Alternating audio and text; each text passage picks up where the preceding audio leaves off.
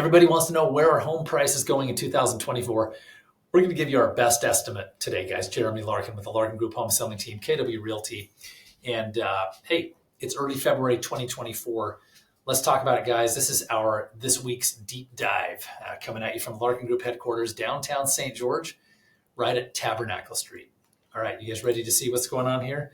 Well, let's talk about it. I think this slide is so important to me. This is the narrative that we must combat. We meaning who? By the way, Max the tripod is in the office today, and he's crying because he wants to go play with his friends.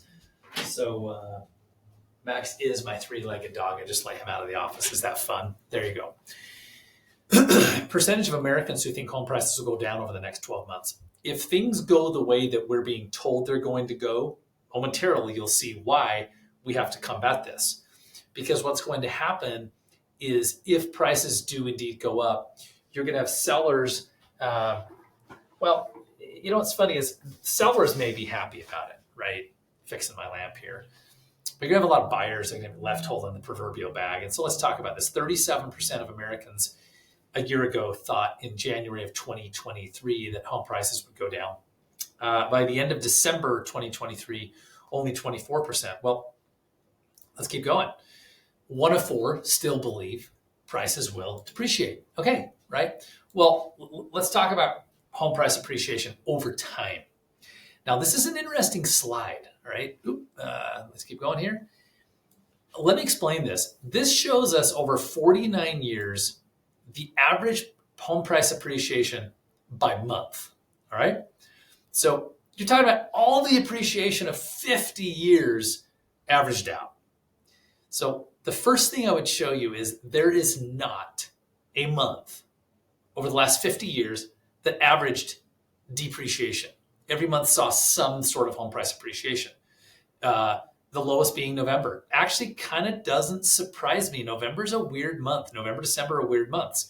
January is a transitional month, even in southern Utah where it's air quotes warm, not that warm. May is the best month of all. Now remember that the homes typically go under contract 1 month before they close, right? So your appreciation in May was the result of contracts that were executed in April. Excuse me, I'm getting choked up about this thing. So every month of the year, on average, has seen appreciation for 50 years. We're going to make a case for home ownership today. Now, this does not include Washington County, but I do think this is interesting. If you look at the top 20 major metros in America, they all actually saw appreciation with the exception of Portland, which was probably nearly burning to the ground. I don't know that it was. National average of home price appreciation was 5.1%. For crying out loud, Detroit. Guys, Detroit saw appreciation in 2023. All right. So there's something called the Home Price Expectation Survey. It's a nationwide panel over 100 economists, real estate experts, and investment strategy or people. Okay. What do they say? Well, here's their 5-year prognosis. They're predicting that every year from 2024 through 2028, we will see appreciation, about 15% total. Well, what does this really mean in the pocketbook of Americans? And I talked about this on the Cedar City Real Estate Morning Drive today. We were up in Cedar doing our real estate show. It means that based on a typical $400,000 home, by the way, in Washington County, that's a $550,000 home, ish, right? But this would actually be, really close to Cedar City home prices here in southern Utah, $400,000. The potential growth in household wealth over the next 5 years is $72,000. The conversation we had on the air today was that there is a group of people that are talking about, well, hey, renting's cheaper than buying now. Well, your monthly payment based on a typical home is cheaper. Here's the challenge. You can rent, right? Now listen, you may need to rent. And if that's the case, rent. You may want to rent because you're in transition, rent. And you do get to use the home if you rent. Like you do get to use the property. I've said this for years. But here's what's going to happen. You can rent your home. And over the next 5 years, you're going to watch your rent go up. and you can't do a darn thing about it unless you lock in a 5-year lease. How many people do you know have a 5-year residential lease? I've never seen one. Your landlord's going to raise your rent, right? While they're raising your rent, you're going to have all sorts of problems, and you have to argue with the landlord about whose responsibility is it. Did you do it? Do they need to fix it? You got to call them. They've got to call someone. You're going to be in a neighborhood that's less than the neighborhood that you would choose, because if you bought a home or to purchase a home, you'd really probably pick a different neighborhood, right? And at the end of 5 years, you will have, based on a national average home price of $400,000, put $72,000 of equity into your landlord's pocket. Well, you didn't really put it in their pocket. See, you just paid their mortgage every month, and the appreciation of the home helped them realize a $72,000 gain in their equity. You actually did pay their mortgage down by several $100s per month for 60 months. Okay, and what do you have to show for it? Nothing. Or you can purchase a home. You can control the neighborhood you live in. You can fix your monthly cost for 30 years. You can never have to have a fight with your landlord about who does what to make repairs. You with me so far? You can never ever worry about your landlord either A, kicking you out, or B, raising the rent.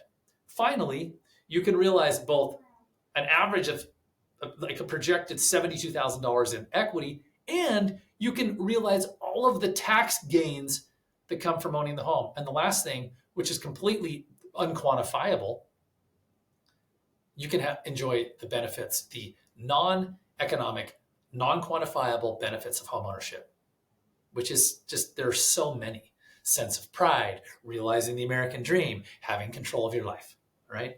Let's keep going. Don't believe me? Think, oh, I don't know, man. I don't know if prices are going to go up. Well, it's interesting. Here's a 60-year, and something happened in my graph. Here's a 60-year graph. Can you imagine a 60-year history of home prices in America, in the United States of America? They didn't actually plug the number in here when we got this data, but we're going to estimate home prices were up $15,000 in 1963. And at the end of 2023, they're up to almost $500,000, right? Guys, home ownership, let me back up a slide. Let me back up. I'm going the wrong way, all right? Home ownership, the single greatest predictor of household wealth in the United States. I'm going to tell you why. Most people will never build a major retirement account. Most meaning, I'm sure there's data on this, but would you agree? 80%, 90% will never build a major retirement account. Maybe 5% of our nation working corporate jobs, being very steady and disciplined, will have a nice nest egg. Most will not. Most will live paycheck to paycheck until they age out of work or pass away. Okay? So for the average American, the only way they're going to realize massive wealth gains is to purchase a home and either sit on it forever and pay the mortgage off while it goes up in value, or sell it, buy another, sell it, buy another, sell it, buy another. Or better yet, buy a home, and then when they get a little further along, purchase another one and put a tenant in that one. Purchase another one, put a tenant in that one. Purchase 10 more and put tenants in them. Have the tenants pay off the mortgage for them, right? But owning a single family residence, and people say, oh, they're not supposed to be investment properties. BS. Your single family residence is an investment. You're just not thinking of it the right way. It's the single greatest predictor of household wealth in the United States. Let's keep going. What about rents? Don't believe me? Don't believe me that your landlord will raise the rent? Okay. In the same last 60 years, here's what rents have done. They've gone from an average of, do you see what that is, guys? Probably $75 per month in 1960 to about $1,190 in 2023. Rents will go up. They always do. Guys, look, what are home prices going to do forever and ever and ever and ever? Well, over the last 60 years, they've gone up. Here are the big forecasting bodies. Here's what they think. Okay, there are 8 of them right now. Goldman Sachs, the Mortgage Bankers Association. I could go on and on and on. All right. The average of all 8, they're suggesting the home prices this year will go up by 2.7%. Goldman Sachs has been more right than any forecasting body in the last 36 months. I promise they have been more accurate in their estimates. They're saying 5%. This is nationally. Realtor.com, kind of odd. They're the only economic body, if you want to call them that thinks home prices could go down by a bit, right? We will see. Go back. Now, here's what's fun. These folks all revised their forecasts from November to January, from November 2023 to January 2024. Goldman Sachs was saying 2% appreciation, 1.9% appreciation in November. They revised to 5%. Mortgage Bankers Association revised from 1.1 to 4.1%. Zillow from 0.2, 0.02%, right, to 3.5%. Fannie Mae, government-sponsored entity, they deal with our housing in our fine country, okay, from 2.8 to 3.2. Freddie Mac from 2.6 to 2.8. The Home Price Expectation Survey, which is the one that has hundreds of data points, from 2.2 to 2.4. And, we'll see if the National Association of Realtors, if they're right or wrong. Guys, who knows? Here's the deal. We want you to be the smartest kid on your block here in St. George, Cedar City, Parowan, Bryan Head, Hurricane, LaVerkin, Santa Clara, Ivins, Enterprise, anywhere in Southern Utah, guys. Scan this right here. You can get more information. You can reach out to us at the Larkin Group, KW Realty. Our goal is to put great information in your hands so you can make great decisions for your family. If you want to learn more about investing in real estate as a regular consumer, just as a regular person with a regular job, you actually can do it. We're going to be launching in March of 2024, so it's February. Okay, so next month, I think we're launching, I'll cross my fingers, our Millionaire Real Estate Investor Seminars. These are workshops where we teach regular folks how to invest in real estate and to get ahead, guys, to get ahead. It's very hard to get ahead with just your job. Visit us, gostgeorge.com, scan that code, Google the Larkin Group, and share this video if you found it to be useful. Thanks, guys. Thanks for subscribing. Thanks for watching. Jeremy Larkin over.